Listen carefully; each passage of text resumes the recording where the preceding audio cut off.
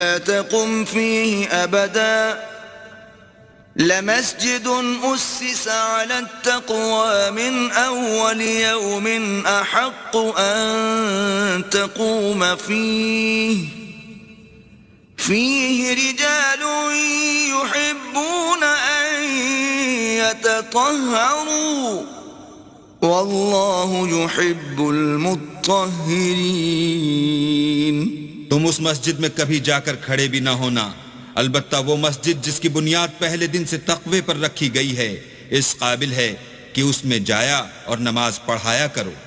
اس میں ایسے لوگ ہیں جو پاک رہنے کو پسند کرتے ہیں اور اللہ پاک رہنے والوں ہی کو پسند کرتا ہے. أفمن أسس بنيانه على تقوى من الله ورضوان خير أم من أسس بنيانه على شفا جرف هار فانهار به في نار جهنم والله لا يهدي القوم الظالمين. بھلا جس شخص نے اپنی عمارت کی بنیاد اللہ کے خوف اور اس کی رضامندی پر رکھی وہ اچھا ہے، یا وہ جس نے اپنی عمارت کی بنیاد گر جانے والی کھائی کے کنارے پر رکھی کہ وہ اس کو دوزخ کی آگ میں لے گری، اور اللہ ظالم لوگوں کو ہدایت نہیں دیتا. لا يزال بنيانهم الذي بنوا ريبة في قلوبهم إلا أن تقطع قلوبهم والله عليم حكيم. یہ عمارت جو انہوں نے بنائی ہے ہمیشہ ان کے دلوں میں موجب خلجان رہے گی اور ان کو متردد رکھے گی، مگر یہ کہ ان کے دل پاش پاش ہو جائیں، اور اللہ جاننے والا حکمت والا ہے. ان اللہ اشترى من المؤمنین انفسهم واموالهم بان لهم الجنة يقاتلون في سبيل الله فيقتلون ويقتلون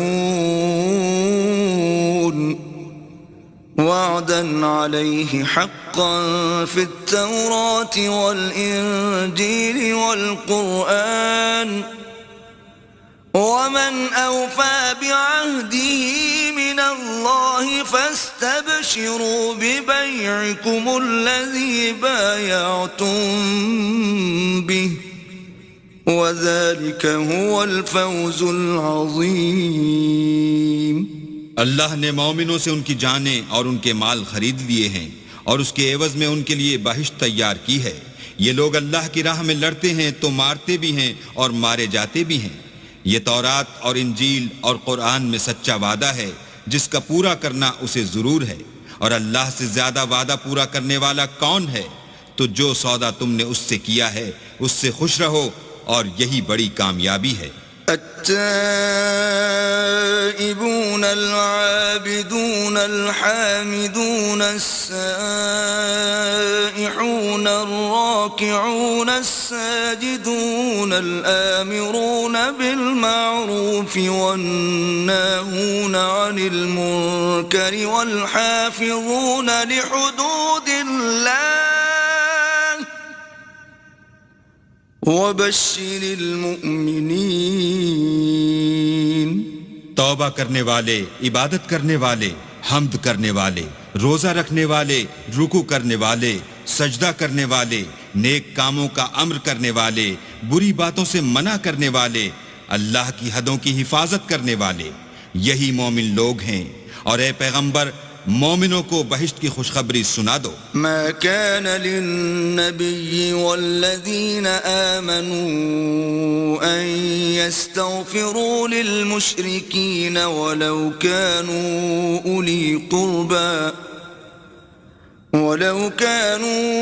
أولي قربى من بعد ما تبين لهم أنهم أصحاب الجحيم.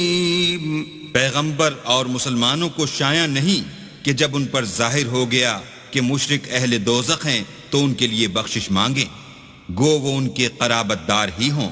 وما كان استغفار إبراهيم لأبيه إلا عن موعدة وعدها إياه فلما تبين له أنه عدو لله تبرأ منه إن إبراهيم لأواه حليم. اور ابراہیم کا اپنے باپ کے لیے بخشش مانگنا تو ایک وعدے کے سبب تھا جو وہ اس سے کر چکے تھے، لیکن جب ان کو معلوم ہو گیا کہ وہ اللہ کا دشمن ہے تو اس سے بیزار ہو گئے. کچھ شک نہیں کہ ابراہیم بڑے نرم دل اور متحمل تھے.